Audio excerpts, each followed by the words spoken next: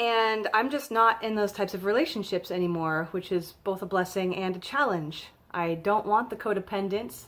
I don't want to rely on someone else for everything, but it is kind of a comfortable space to be able to have one person you can always ask for support from and expect that they are able to give it.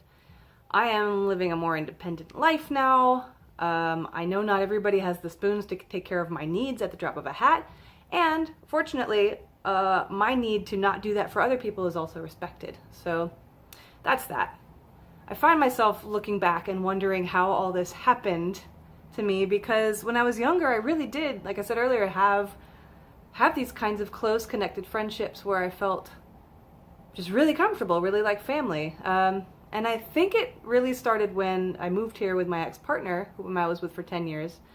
We moved from upstate New York and spent about, I think, 6 or 7 years together here in Seattle. It's not like we didn't have friends or anything, but we were pretty isolated. We had friends over sometimes, but we were pretty private, I would say. Pretty protective of our space.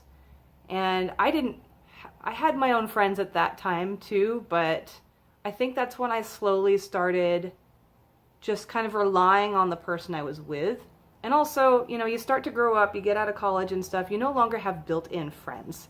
And I've had social anxiety my whole life. It was much worse when I was younger. Now it's more subtle and still, I guess, apparently pervasive in many senses.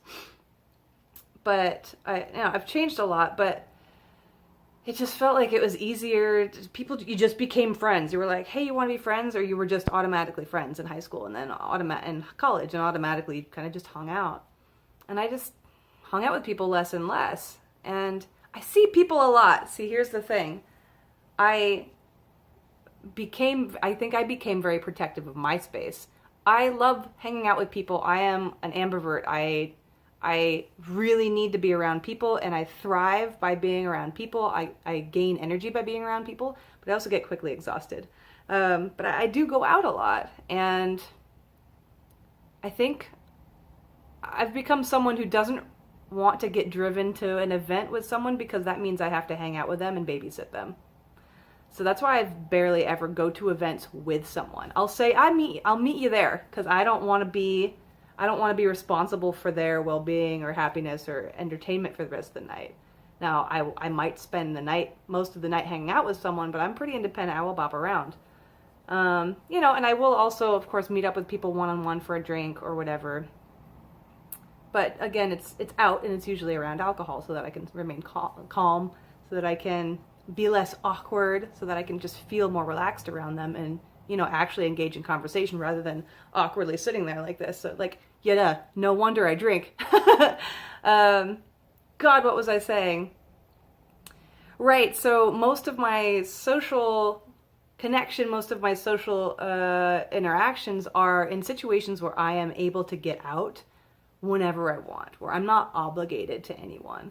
One-on-ones do tend to make me nervous, but I love going out to shows. I love just visiting, going to bars, and having sort of a regular bar I can go to because I can leave whenever I want, and no one's going to feel bad because I didn't plan on being there. I didn't tell anyone I was going to be there, So there are solutions to these problems. I could work on my social anxiety. I, could find better things to do. I could practice vulnerability in reaching out to people when I feel like I need someone. I can nurture close friendships by staying in touch, being vulnerable, asking for support when I need it. Practicing going over to other people's houses. Oh, it's so uncomfortable. I don't even know how to ask. So anyway, being super upfront here, if anyone has been, trying to connect with me in certain ways, just know it's not personal. And interestingly, this is going kind of long, but interestingly, I've been trying to connect with some people as well over the course of the past year or so, and it's been really hard. I feel like people are hard to lock down. They haven't gotten back to me. We haven't been able to set up plans. And I'm kind of just like, Man, but I also do that to a lot of people too. And I think everyone in Seattle would call that the Seattle freeze, but it sounds to me like busy people with social anxiety. I'm from New York. Like, this is something maybe I grew into it when I was here. I guess that's the story I told, but I've had social anxiety my whole life. I think if I had moved to New York City, I probably would have the same problem. So, anyway, that's my day 6, what I've learned on my 30-day sobriety kick video.